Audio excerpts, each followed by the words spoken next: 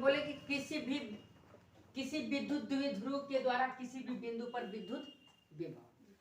आप बताइएगा, अगर मैंने कहा कि यहां से क्या है, दो बिंदु है, एक ये और एक ये, तो इसके या तो इस अक्ष पे इस साइड रखेंगे या तो इसके इस साइड पे रखेंगे। ठीक है, एक बिंदु को, जिस बिंदु को हम लोग क्या मान रहे थे, P मान रहे थे, चाहे इधर मान लीजिए चाहे इधर मान लीजिए। एगो आवेश को प्लस मान रहे थे, एगो आवेश को माइनस। इसके द्वारा इस बिंदु P पर कितना विद्युत विभव लग रहा था, 1/4 pi epsilon not into Q बटे में R, ये लग रहा था। एक बार प्लस का आ रहा था, प्लस आ रहा था, माइनस का आ रहा था तो माइनस। अब फिर उसके बाद अच्छी स्थिति के बाद यहाँ तक हुआ था, डी स्क्वायर यहाँ आया था और ऊपर में कितना आया था, P आया था, यही आया था ना जी, P बटे में डी स्क्वायर। फिर हम लोग बोले कि अच्छी स्थिति में इतना हो गया, निरक्षीय स्थिति में कितना होता है विद्युत द्विध्रुव, सॉरी विद्युत विभव,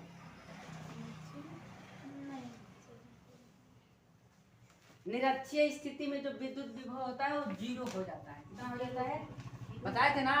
यहाँ से देखिए, निरक्षीय स्थिति में का मतलब ये 90 डिग्री पे, तो एक बार इसके द्वारा लिए, एक बार इसके द्वारा, यहाँ से यहाँ के बीच की दूरी है d था, तो d प्लस एल स्क्वायर आया था रूट में। इन दोनों के बीच, आवेशों के बीच की दूरी कितना थे, यल था, द्विध्रुव केंद्र से यल दूरी पे थे, तो ये आकर के कितना हो गया था फाइनली, निरक्षीय स्थिति में विद्युत द्विध्रुव और विद्युत विभव क्या होता है, शून्य होता है। ठीक है, अब उसके बाद हम बोले हैं कि नहीं, अब किसी भी स्थिति पे, ना ही अक्ष पे ना ही निरक्ष पे, अब मानते हैं यहाँ हो गया, तब कितना होगा, यहाँ हो गया, यहाँ हो गया, यहाँ हो गया, यहाँ कहीं भी कर सकते हैं। माने ना तो 0 डिग्री होना चाहिए और ना ही 90 डिग्री होना चाहिए, उनके बीच का कोण अगर ये दोनों नहीं होंगे, यानी दूसरा होगा 120 हो जाए, 110 हो जाए, 105 हो जाए, माने दूसरा एंगल रहेगा, तब कैसे निकालेंगे विद्युत विभव का गणना कैसे करेंगे, क्या चीजें निकलेगा, है ना। इसी चीज को देखना है आपको, कोई दिक्कत नहीं। मान लेते हैं हम क्या है, यहां से एक विद्युत द्विध्रुव है, देखिएगा जरा ध्यान से, यहां से एक विद्युत द्विध्रुव मान ली, यहाँ से यहाँ, ये प्लस आवेश है और ये माइनस, ये प्लस आवेश और ये माइनस, इन दोनों के बीच में द्विध्रुव केंद्र हो गया, जिसको हम लोग क्या कह लिए, O कह दिए। उसके बाद इनके बीच की दूरी कितना ले लिए, यल ले लिए, P नहीं कर सकते हैं, P भी कर सकते हैं। इसके बीच की दूरी कितना ले लिए, यल ले लिए, कोई दिक्कत। इससे कुछ डिग्री पे, ना ही 90 होना चाहिए ना ही 0 होना चाहिए, या तो इधर कर लो या इधर कर लो, कहीं दूसरे किसी भी एंगल पे। मान लेते हैं वो यहाँ से हम क्या ले लिए, एक यहाँ से एक बिंदु ले लिए जिसका नाम रहा P। ठीक है, अब यहाँ से कितना दूरी पे है, ये टोटल यहाँ से यहाँ की दूरी है जो D है, यहाँ से कितनी दूरी पे है, D दूरी पे। अब ये जब D दूरी पर एक द्विध्रुव केंद्र से D दूरी पर एक बिंदु P स्थित है, इसी बिंदु P पर अब हमें निकालना है विद्युत विभव का गणना, यानी विद्युत विभव का मान निकालना है कि कितना होगा इस बिंदु पर। समझ में आया। तो आप बताइएगा, अगर विद्युत विभव पे मान निकालना हो तो क्या करेंगे, देखिए एक बार इसके द्वारा, इस आवेश के द्वारा इस पे कितना होगा विद्युत विभव, इसका कैलकुलेशन करेंगे ना जी, इसका क्या करेंगे, कैलकुलेशन करेंगे, गणना करेंगे।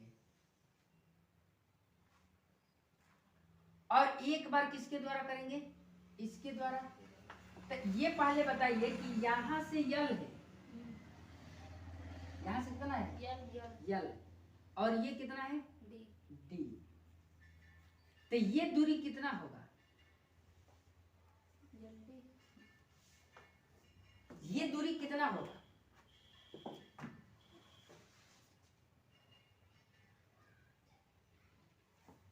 इसी का गणना करना है। ये इनके बीच की दूरी हमें पता चल जाएगी तो हो जाएगा ना जी। तो ये इसके बीच की दूरी ही हमें पता कराएगी, तो इसके बीच का दूरी ही हम ज्ञात करेंगे। समझ में आया चीजें? अब यही मैंने कहा था कि विद्युत द्विध्रुव में कॉस थीटा आता है, कैसे आता है? मैंने कहा था कि विद्युत द्विध्रुव में क्या आता है? कॉस थीटा आता है ना जी। अब क्यों होता है कॉस थीटा, अब इसका हम लोगों को गणना करना है। कोई दिक्कत? अब देखिएगा गणना कैसे होगा।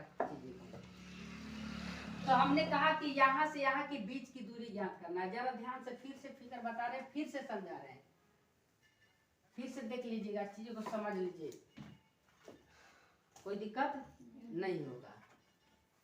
देखिए बताइए, यहां से मैंने कहा कि यहाँ एक क्या है, ये प्लस क्यू है और ये माइनस क्यू। इससे एक द्विध्रुव केंद्र है, ये इनके बीच की दूरी कितनी है? इससे डी दूरी पर, कितना दूरी पे? डी दूरी पर एक बिंदु कितना है स्थित? पी स्थित है। कितना है? पी स्थित है। इनके बीच की जो दूरी है वो डी है। समझ में आया? कितना कोण पे है? थीटा कोण पे झुका है। कितना कोण पे झुका है? थीटा। ठीक है, कितना कोण पे झुका है? थीटा। अब बताइए, अब इसको मिलाएंगे तो ऐसे जाएगा। कोई जरूरी थोड़ी ना कि हाई सीधे रहेगा, ऐसे भी तो हो सकता है। हाई इसको आगे बढ़ाते जाएंगे,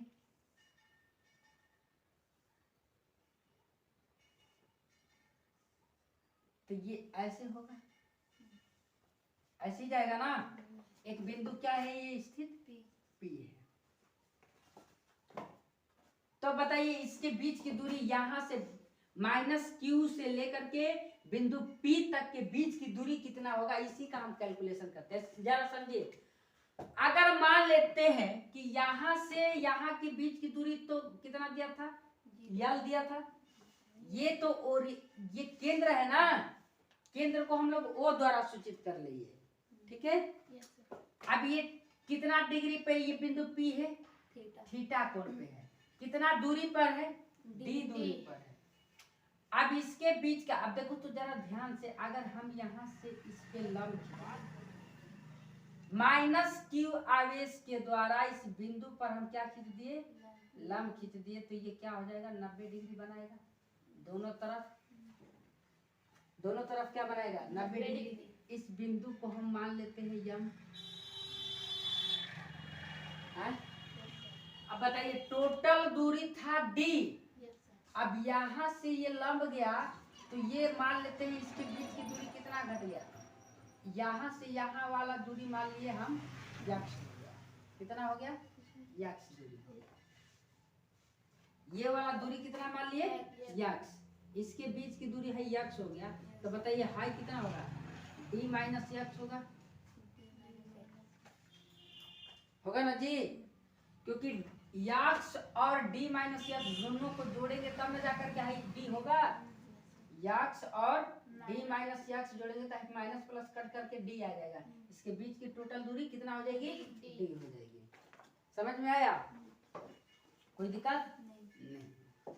आप बताइए जरा कि यहां से हम यक्स माने तो इसके बीच की दूरी डी होगी, डी माइनस यक्स हो गया। अब डी माइनस यक्स इस प्रकार हो गया ना कि यम और पी के बीच की दूरी जितना है, एम पी जितना है ना, उतना ही दूरी क्यू आवेश से लेकर बिंदु पी के बीच की दूरी है। इसका मतलब डी माइनस यक्स हाई हो गया, तो डी माइनस यक्स हाई हो जाएगा। कोई दिक्कत? यहाँ तो कोई समस्या नहीं है ना?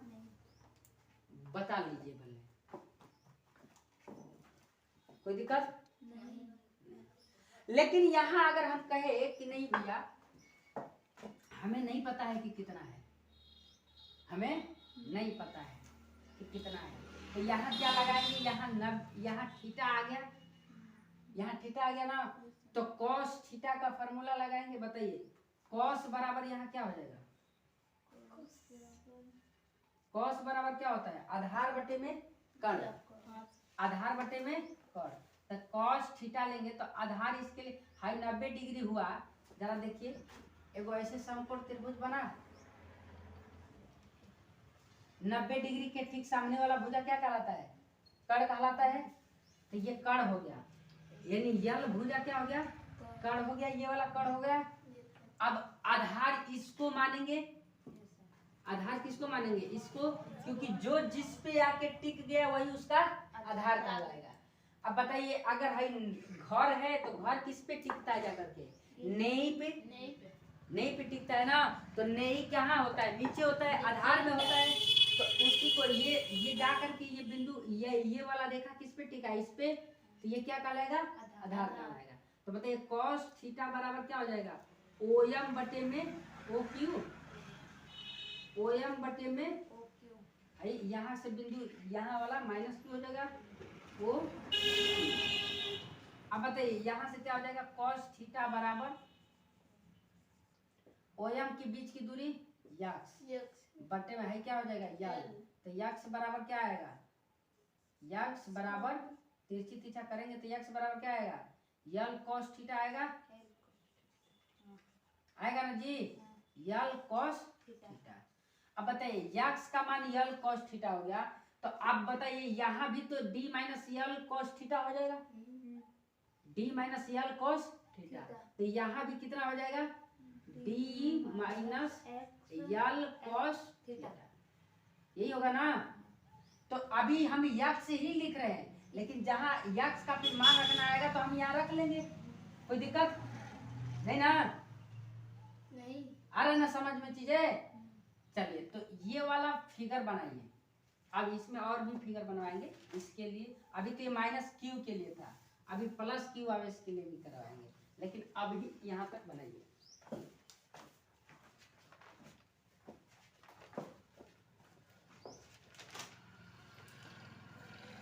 आ रहा है ना समझ में, चलिए कीजिए कीजिए।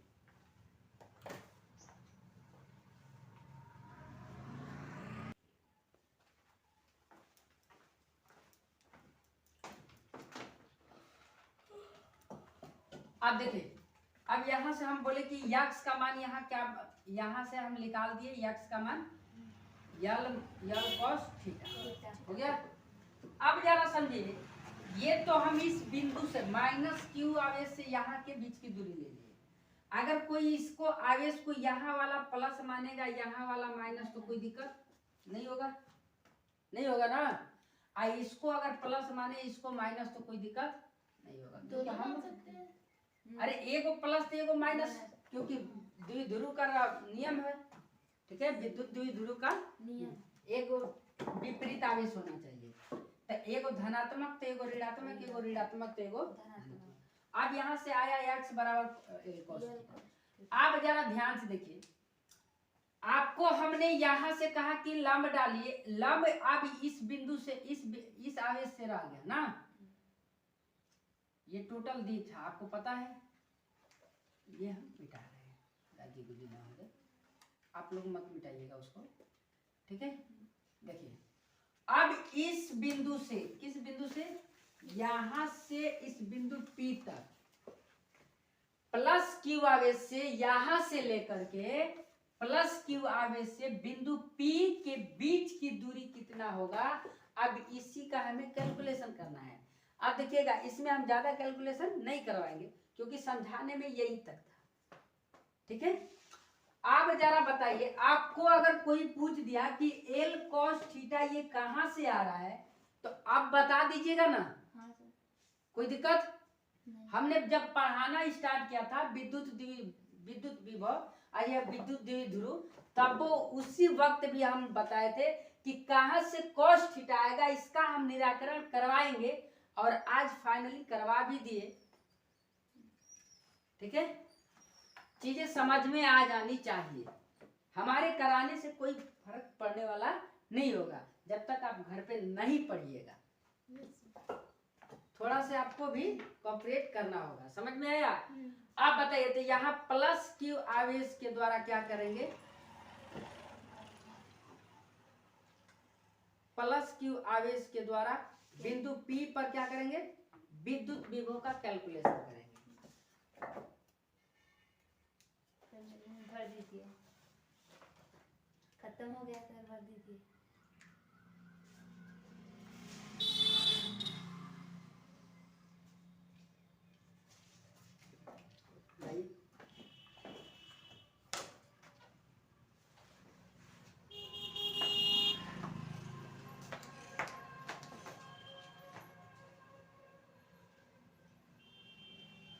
आप लोग इसका प्रयोग मत कीजिए।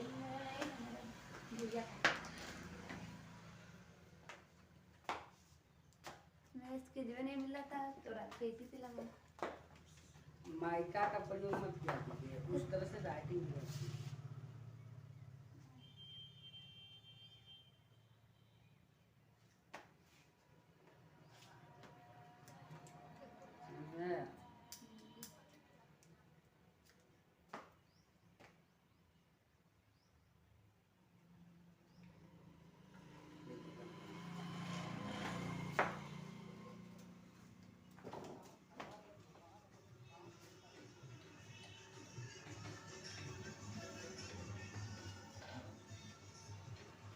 अब देखिएगा, अब हम बोले कि यहां से प्लस क्यू आवेश से बिंदु P के बीच का दूरी गणना है ना। अब यहाँ बिंदु O से जिस प्रकार यहाँ माइनस क्यू आवेश से यहाँ लंब खींचे थे, ठीक उसी प्रकार यहाँ से भी इसके बीच में क्या करेंगे, लंब खींचेंगे। क्या करेंगे, लंब खींचेंगे। ठीक है, तो ये कितना हो जाएगा, लंब खींचेंगे। लंब इस प्रकार खींचेंगे कि जितना यहाँ से इस बिंदु से इस बिंदु के बीच की दूरी था, ठीक उतना ही यहाँ से भी आएगा। कैसे आएगा जरा देखिएगा। मैंने कहा कि यहाँ से ये थीटा पे था, तो यहाँ से भी ये क्या है, थीटा पे है। तो यहाँ से अगर एल दूरी पे है, यहाँ भी थीटा है ना। यहाँ कुछ है तो यहाँ भी कुछ है थीटा। तो यहाँ से इस बिंदु पे लगाइएगा तो यहाँ cos थीटा हो गया, तो 90 डिग्री यही बनाएगा, तो इसके भी बीच की दूरी कितना आएगा, यल cos थीटा ही आएगा, क्योंकि ये भी बराबर दूरी पे है ना जी। जितना यल पे ये था उतना ही यल पे ये, तो इसके भी दूरी आधार कितना आएगा, एल cos थीटा। अब बताइए एल cos थीटा हो गया, तो ये वाला दूरी कितना होगा, ये वाला दूरी, ये टोटल दूरी डी होगा। क्या होगा, डी होगा, क्योंकि यहाँ से यहाँ की दूरी कितनी थी, डी था। तो यहाँ से यहाँ, अब देखिए जैसे हम यहाँ से किए तो ये वाला दूरी और ये वाला दूरी बराबर बोले, इस प्रकार लंब खींचेंगे कि ये वाला दूरी ये बराबर हो जाएगा। तो यहाँ भी इस प्रकार लंब खींचेंगे कि आई टोटल दूरी डी था, तो ये भी कितना हो जाएगा, डी हो जाएगा। तो बताइए प्लस क्यू आवेश से यहाँ बिंदु P के बीच की दूरी कितना हो जाएगी, D plus L cos theta हो जाएगा ना जी।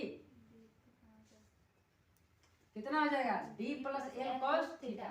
क्यों, क्योंकि यहाँ से एल cos थीटा था और उसमें डी इतना है, तो D plus L cos theta क्या करेंगे, जोड़ देंगे, इसके बीच की दूरी पता चल जाएगा। ये समझ में आया चीजें, कोई दिक्कत नहीं। तब यहाँ लिखेंगे, अब यहाँ अगर इतना चीजें समझ में आ गई, तब इसके बाद यहाँ कैलकुलेशन में लिखेंगे कि चूंकि मान लेते हैं विद्युत द्विध्रुव में थीटा कोण पर डी दूरी पर एक बिंदु P स्थित है, जिस पर विद्युत विभव का मान बराबर, उसमें लिखेंगे आप प्लस क्यू आवेश के द्वारा एक बार माइनस क्यू आवेश के द्वारा, दोनों का विद्युत विभव निकालेंगे और दोनों को निकालने के बाद जोड़ देंगे, तब बिंदु P पर कितना विद्युत विभव होगा इसका कैलकुलेशन हो जाएगा, इसका मान निकल जाएगा। समझ में आया, कोई दिक्कत नहीं। तो यहाँ से हाइहो वाला दूरी बना लीजिए फिगर, और बनाने के बाद लिखिएगा, उसी में बना लीजिए फिगर। हो गया, हाँ हो गया।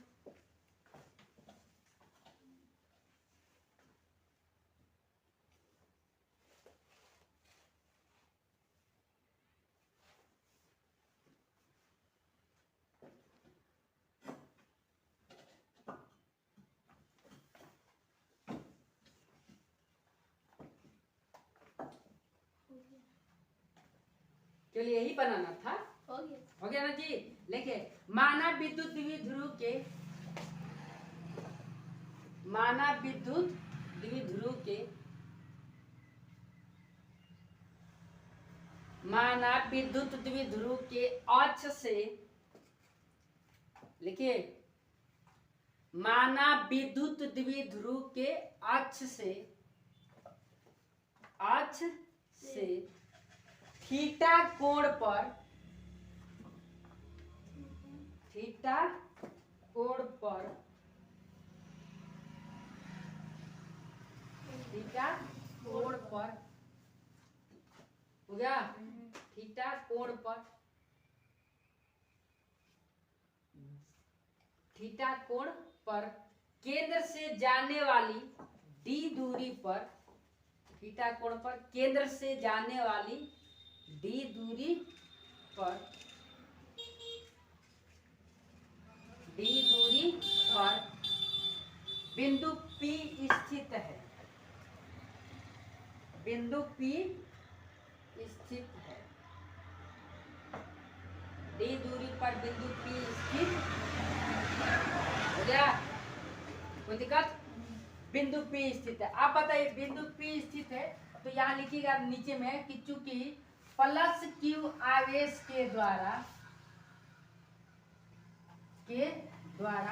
बिंदु P पर, बिंदु P पर विद्युत विभव,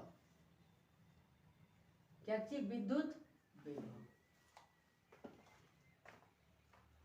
प्लस Q आवेश के द्वारा बिंदु P पर विद्युत विभव, हो गया। आप बताइए विद्युत विभव कितना होगा? आप जरा देखिएगा, मैंने कहा कि विद्युत विभव फर्स्ट बार Q आवेश के द्वारा लिखा, प्लस Q के द्वारा लिखा रहे थे, V में लिख लेंगे, और इसका बराबर फॉर्मूला क्या होता है? 1/4 pi epsilon not into Q बटे में R, यही होता है, ये विद्युत विभव का फॉर्मूला। अब बताइए तो यहां से क्या लिखेंगे? इसको लिख लेते हैं 1/4 पाई एप्सिलॉन नॉट इंटू, यहाँ Q का मान क्या है? प्लस Q है, प्लस Q रख लिए। अब प्लस Q आवेश के द्वारा निकाल रहे हैं यहाँ से, तो इसके बीच की दूरी कितना है? L D plus L cos theta, ये समीकरण नंबर 1, V1 ठीक है। अब उसी प्रकार लिखेंगे क्या? माइनस Q आवेश के द्वारा, माइनस Q आवेश के द्वारा बिंदु P पर विद्युत विभव, विद्युत विभव। अब बताइए तो माइनस Q आवेश के द्वारा विद्युत विभव कितना होगा? तो इसको हम V2 लिख दिए, V2 बराबर क्या होगा? 1/4 pi epsilon not into Q बटे में R, तो इसका मान कितना होगा? V2 बराबर 1/4 pi epsilon not into Q का मान यहाँ क्या लेंगे? माइनस Q, अब बटे में R का मान क्या हो जाएगा? D minus L cos theta, D minus L cos theta. कोई दिक्कत? इसको हम लोग बोल दिए समीकरण नंबर 2। आप बताइए, हम प्लस Q आवेश के द्वारा भी पता कर लिए, माइनस Q आवेश के द्वारा भी बिंदु P पर विद्युत विभव पता कर लिए। अब कुल कितना लगा बिंदु P पर विद्युत विभव, तो कुल निकालने के लिए बीजगणितीय योग से क्या करेंगे? जोड़ देंगे। क्या करेंगे? जोड़ देंगे। तो आप बताइए अगर जोड़ रहे हैं तो कितना आएगा? तो देखिएगा जरा ध्यान से, देखिएगा यहाँ हम क्या लिखेंगे कि समीकरण 1, समीकरण या यहाँ ऐसे भी कर लेंगे, चूंकि बिंदु P पर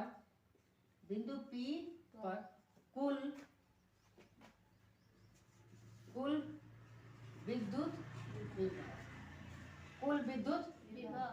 अब कुल विद्युत विभव निकालने का मतलब ये हुआ कि V बराबर V1 प्लस V2, और आवेश रहते तो और निकालते, और रहता तो और निकालते, होता ना। आप बताइए तो यहाँ क्या लिखेंगे? यहाँ V बराबर V1 का मान लिखेंगे कितना? 1/4 pi epsilon not into Q बटे में D plus L cos theta. और यहाँ प्लस है, प्लस लिखेंगे। V2 की जगह क्या लिखेंगे, 1/4 pi epsilon not into minus q बटे में d minus l cos theta. कोई दिक्कत? आप देखिए 1/4 pi epsilon not 1/4 pi epsilon not दोनों में कॉमन है। क्या है? कॉमन है। तो इसको हम लोग क्या करेंगे, कॉमन खींच लिए, कॉमन खींच लिए ना जी। 1/4 पाई इप्सिलॉन नॉट, यहाँ बचा क्या, q बटे में d plus L cos theta, और ये माइनस हो जाएगा q बटे में d minus L cos theta. Theta हो जाएगा। अब इसका हम लोग एलसीएम लेकर के आगे बढ़ेंगे, लेकिन तब तक के लिए ये वाला उतारिए, ये वाला उतार करके फिर यहां तक आइए जल्दी।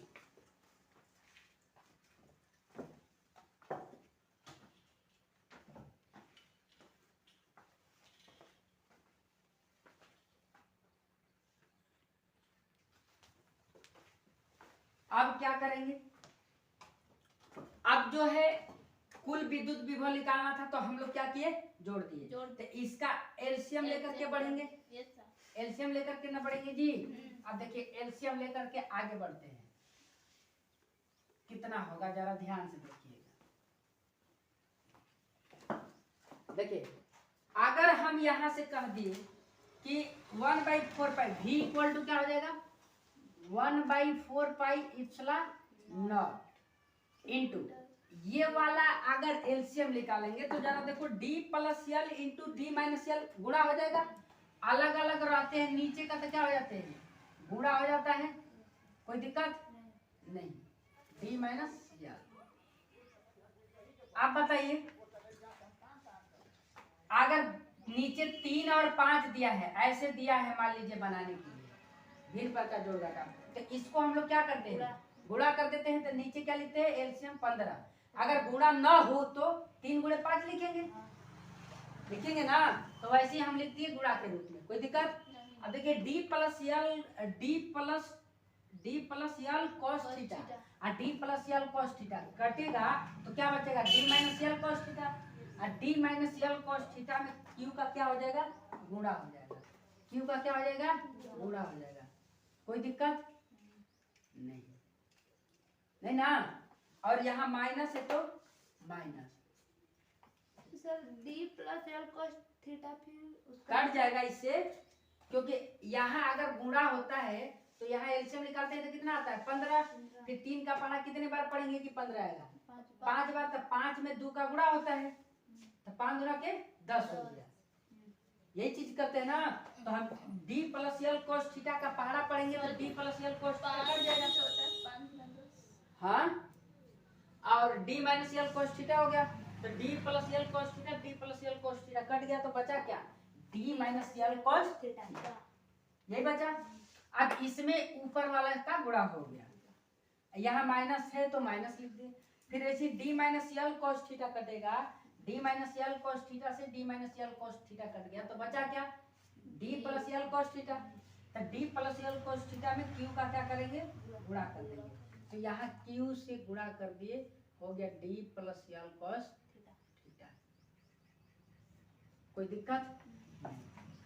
अब उसके बाद जरा देखिएगा, तो 1 में यहाँ हो गया v equal to 1/4 pi epsilon not into, यहाँ जरा आप ध्यान से देखिएगा। आप लोग अगर एक फॉर्मूला पढ़े थे शायद 7वीं 8वीं क्लास में, आप लोग भी पढ़े होंगे, नहीं पढ़े हैं 7वीं 8वीं क्लास। हाँ, क्या कर रही थी, लॉकडाउन लगा, 7वीं 8वीं में लॉकडाउन लगा था। 7 में लगा होगा, 8 में नहीं आया। यदि 8 में लगा होगा तो 7 में नहीं, दोनों में लगा, दोनों में लगा था। 2020 2021। अच्छा, ये तो 6वीं 8 9वीं 10वीं में भी पढ़े होंगे। a plus b into a minus b, a plus b into a minus b। अब देखिए जो यही है वो यही है, जो यही है वो यही है, तो इसमें गुणा होता है तो क्या होता है, a square minus b square, यही फॉर्मूला होता है ना जी। तो देखिए a का मान क्या काम कर रहा है, d काम कर रहा है, और b का मान l cos थीटा कर रहा है। तो a plus b into a minus या तो इसका क्या हो जाएगा डी का स्क्वायर माइनस यल कॉस थीटा का स्क्वायर, डी का स्क्वायर माइनस यल का square cos square.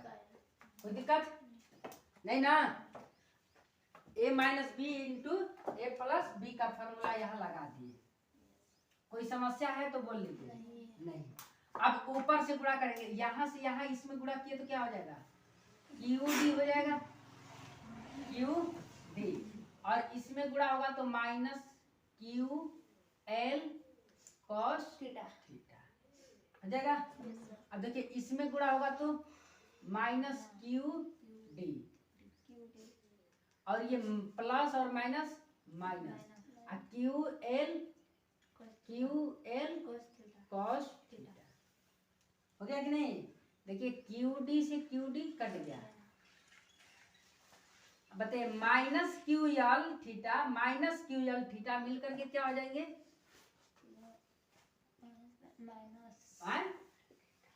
Minus minus plus हो जाएगा ना जी। तो माइनस 2 QL थीटा हो जाएगा। अब बटे में कितना हो जाएगा D square minus L square cos theta. Cos square ना रहेगा। हाँ कॉस स्क्वायर रहेगा।